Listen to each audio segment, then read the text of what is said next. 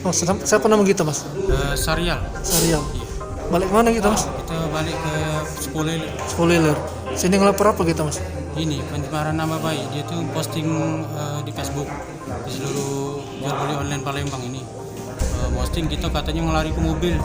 Sedang lari ke mobil katanya cari polisi buronan sekeluarga. Berita itu udah kata itu Jakarta yang benar itu.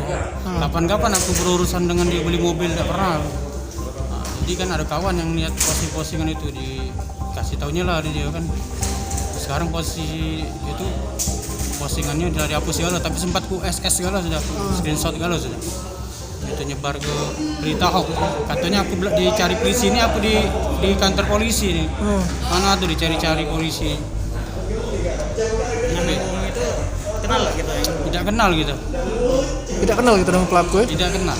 Jadi di postingnya di segala media sosial. Iya, seluruh media yang jual beli. Jual beli. Kerugian kita juga kan, kita kan jual beli komputer di area grup itu kan. Jadi secara langsung dia merusak nama aku kan.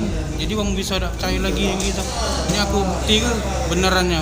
Di apa aku yang bener di posting kayak itu. Jadi dia nuduh kita melari ke mobil ya? Iya, melari ke mobil katanya kita nipu katanya. Padahal kita tidak kenal dengan pelaku. Kenal tidak?